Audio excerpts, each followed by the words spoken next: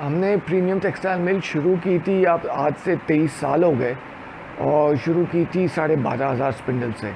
अब माशाल्लाह हमारे पास 64,000 स्पिंडल्स हैं, एंड होपफुली अभी कुछ और स्पिंडल्स हमारे ऐड हो रहे हैं। मिल के अंदर इरेक्शन इंस्टॉलेशन चल रही है, सो होपफुली जब ये इंस्टॉलेशन जो है वो ऑनलाइन आ जाएगी, which will be somewhere around September, तो अल्हम्दुलिल्लाह we will have 82,000 spindles in total. तो हम इसमें मुख्तलिफ़ फ़ाइबर्स के और मुख्तलिफ़ किस्म के यार्न्स बनाते हैं। We do 100% cotton yarn, we do siro yarns, we do slub yarns, we do PC, we do CVC yarns. हम इसमें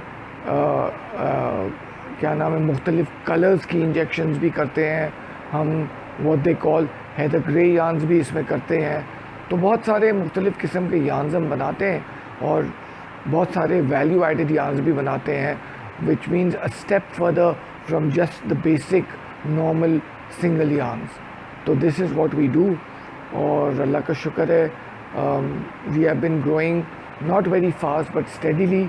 और अल्हम्दुलिल्लाह अभी 9 मंथ्स जो हमने क्लोज़ किए हैं, इतने बुरे साल में भी हमारा कोई 48 मिलियन का प्रॉफिट आया है 9 मंथ्स की क्लोजिंग में। एंड वी होप कि इंशाल्लाह ईयरली क्लोजिंग जो आएगी जून में, जून एंड जब होगा, तो वी होप कि इंशाल्लाह हमारा जो प्रॉफिट है वो काफ़ी बेहतर आ जाएगा। देखिए जी, स्पिनिंग मिल में जो है ना, बहुत बड़ा कॉस्ट कंपोनेंट जो है वो रॉ कॉटन का है या रॉ मटेरियल का है। तो it's about the total percentage of the raw material cost in the total cost of the final product is about 65 to 70%। तो वही बहुत बड़ा फोकस हमारा रहता है कि जी उसको, इतना बड़ा जो कॉस्ट कंपोनेंट है, उसको अगर हम राइट टाइम पे परचेज़ कर लें और गुड क्वालिटी की हमारे पास कॉटन आ जाए, या राइट टाइम पे हमारी पॉलीएस्टर या जो विस्कोस वगैरह जो हम ख़रीदते हैं, वो अगर हमारी टाइमिंग राइट हो जाए, तो फिर हमारा पूरा साल अच्छा गुजर जाता है। बाकी का जो 30% कॉस्ट कंपोनेंट रह गया, उसमें अराउंड 10% कॉस्ट कंपोनेंट एनर्जी का आ जाता है, बी इट गैस और बी इट इलेक्ट्रिसिटी।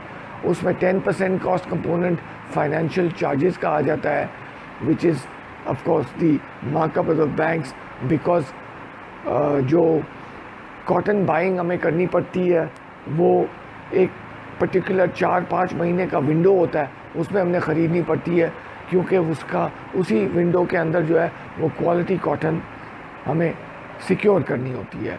बाकी जो फैक्टर्स हैं, ट्रांसपोर्टेशन और जो मुख्तलिफ और कॉस्ट फैक्टर्स हैं, they constitute about 8% of the total cost. सबसे बड़ा कंपोनेंट रॉ मटेरियल हो गया, सेकंड बिगेस्ट कंपोनेंट आपकी एनर्जी हो गई, third biggest component of course is your wages and salaries, which accounts for about I will say 6% of the total cost. तो ये major cost components हैं जिसमें हमें प्ले करना। इसके अलावा जो हम करते हैं, हमने we go one step further and we produce value added yarns. Now what is value added yarns? Value added yarns में जो है ना, हम 2-3 मुख्तलिफ फाइबर्स को ब्लेंड करते हैं और उसका यार्न बनाते हैं। कुछ हम कलर्ड कॉटन का इंजेक्शन करते हैं, कुछ कलर्ड पॉलीएस्टर का इंजेक्शन करते हैं, कुछ कलर्ड विस्कोस का इंजेक्शन करते हैं। तो इस तरह करके मुख्तलिफ मिलें जो है ना, वो अपनी अपनी नीश डेवलप की हुई है, उसके हिसाब से वो अपना जो है वो प्रॉफिटेबिलिटी को एनहांस करते हैं। हमारी जी 40 to 45% एक्सपोर्ट है यार्न की, तो उसमें चाइना भी हमारा एक डेस्टिनेशन है, एक हमारा डेस्टिनेशन साउथ अमेरिका भी है, एक हमारा डेस्टिनेशन टर्की भी है, तो एक हमारा डेस्टिनेशन जो है वो साउथ कोरिया भी है। तो ये सारे हमारे डेस्टिनेशंस हैं जहाँ हमारे यार्न्स एक्सपोर्ट होते हैं। बाकी 55% लोकल मार्केट हमसे लेती है। Most of them are garment manufacturers which buy our yarn, they convert it into knitted fabric and knitted garments, or maybe knitted bed sheets, और फिर वो अपने प्रोडक्ट को एक्सपोर्ट करते हैं। नहीं जी, ये जो डाउन टर्न आया हुआ है इस वक्त, इससे डेफिनेटली हमें भी इफ़ेक्ट किया है, हमें भी इफ़ेक्ट किया है। जो क्वांटिटीज़ हमारी पहले जाती थी एक्सपोर्ट में या लोकल में, तो हमारी क्वांटिटीज़ अब उस हद तक स्पेशली एक्सपोर्ट में नहीं जा रही हैं। द रीज़न बीइंग कि India has become a big player into the export market and Vietnam has become a big player into the export market. तो हमें अब उनसे कम्पीट करना पड़ता है, और हम उनसे कम्पीट करना हमारे लिए मुश्किल इसलिए पड़ रहा है कि उनकी गवर्नमेंट्स उनको बहुत ज़्यादा सपोर्ट दे रही हैं, बहुत ज़्यादा इंसेंटिव्स दे रही हैं। उनको पानी का कोई मसला नहीं है, उनको पावर का कोई मसला नहीं है, उनको टैक्सेशन के मसाइल हमसे आसान है, उनकी गवर्नमेंट उनको सब्सिडाइज़ कर रही है। तो वो सब चीज़ें हमारे लिए हैं, लेकिन उनके मुकाबले में कम है। तो हमें जो न सिर्फ जो है वो हमारे उन एंटरप्रेन्योर से कम्पीट करना पड़ता है, बट उनके गवर्नमेंट इंसेंटिव से भी कम्पीट करना पड़ता है। So it's very difficult for us. देखिए, मार्जिन्स जो है ना वो इस पर नहीं डिपेंड करते कि कॉटन प्राइस ऊंची है या नीची है, क्योंकि हमने देखा कि जब कॉटन प्राइस $2 पे चली गई तो हमारे मार्जिन्स बड़े अच्छे थे, क्योंकि एक तेज़ी का एक यूफोरिया था, और हर लेने वाला ये सोच रहा था कि यार कल दाम और ना बढ़ जाए, कल दाम और ना बढ़ जाए तो आज ही ले लो। तो वो एक अलग सिनेरियो था। आज एक अलग सिनेरियो है। Everywhere prices are depressed, in the whole world the sentiment is depressed. So although cotton prices, polyester prices are depressed, लेकिन उससे हमारे मार्जिन्स बड़े नहीं हैं, हमारे मार्जिन्स भी उनके साथ साथ डिप्रेस है। It's an overall mood off depression, ये इशू है। जो गवर्नमेंट का ये जो कहना है कि जी हम सिर्फ वैल्यू एडिड चाहते हैं और हम सिर्फ वैल्यू एडिड को इंसेंटिव देंगे और उसको सब्सिडाइज करेंगे या उसको इंसेंटिव देंगे और उसको सपोर्ट करेंगे because we want value addition. ठीक है जी, हम भी कहते हैं ठीक है जी, इट्स साउंड्स वेरी गुड कि जी यू वांट वैल्यू एडिशन। अब बात यह है जी कि वैल्यू एडिशन से पहले आप ये देखें कि आपके पास जो रॉ मटेरियल आपकी कंट्री में प्रोड्यूस हो रहा होगा, तो फिर आप वैल्यू एडिशन प्रॉपर तरीके से उसमें कर पाएंगे और आगे प्रोडक्ट्स बना पाएंगे। आप सिर्फ एक एग्जांपल मैं आपको देता हूँ कि आप जो है ना ये देखें कि जो स्पिनिंग मशीनरी है वो आजकल बहुत सारी स्पिनिंग मशीनरी इंडिया में प्रोड्यूस होती है।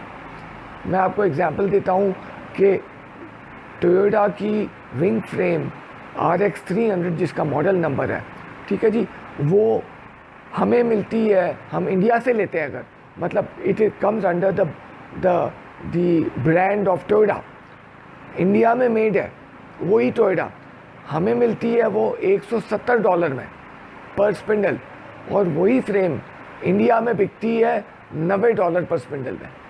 द रीज़न बीइंग कि वो वहाँ प्रोड्यूस हो रही है।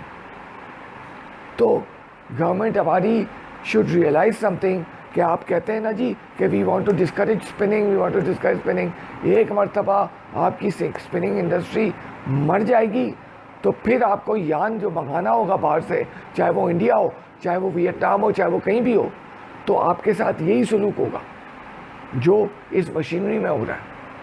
तो this is not something which can be taken lightly. I want to point this out to the authorities, और मैंने आपको एग्जाम्पल भी कोट कर दिया है, तो the rest is up to them.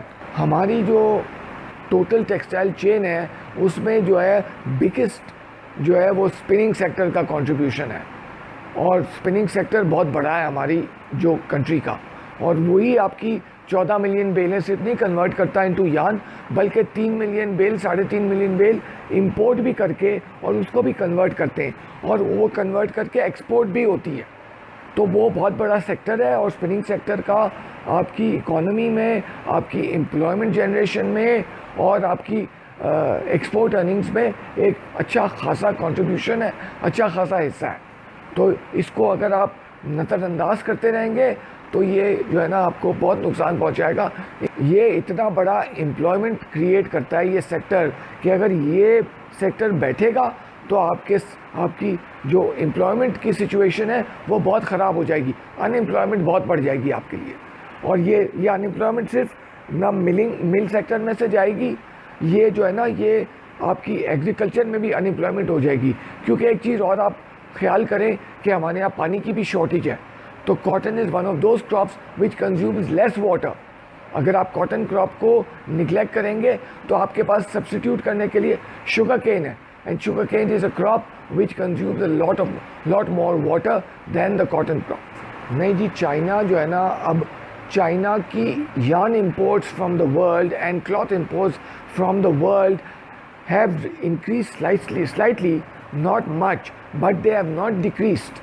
What has happened is कि पहले especially in the yarn sector, Pakistan was the biggest shareholder in the yarn imports of China.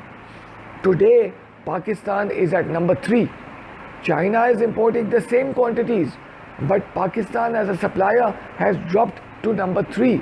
The reason being कि हमारी cost of doing business जो है वो India के मुकाबले में और वियतनाम के मुकाबले में हायर है। हमारी कॉस्ट इनपुट्स जो है वो महंगी है, हमारी बिजली महंगी है, हमारी गैस महंगी है, हमारा टैक्सेशन स्ट्रक्चर ऐसा है कि हमारे प्रोडक्ट जो है वो महंगे हो गए और हम उनसे कम्पीट नहीं कर पाते उन कंट्रीज से। जितना हमारा शेयर ड्रॉप हुआ है वो शेयर चाइना वो वियतनाम ले गया है और इंडिया ले गया हुआ है। आप देखेंगे अगर नंबर्स को तो आपको पता चलेगा कि हमारा शेयर ड्रॉप हो रहा है, इंडिया का शेयर राइज हो रहा है और वियतनाम का शेयर भी इंक्रीज़ हो रहा है of yarn exports and fabric exports to China. तो इट्स नॉट कि हमारा एंटरप्रेन्योर जो है वो कुछ गलती कर रहा है, लेकिन उसकी वजह ये है कि the governments of those two countries are standing behind their textile sector and they are supporting their textile sector, whereas our government unfortunately has not been able to provide the sector the support which is needed.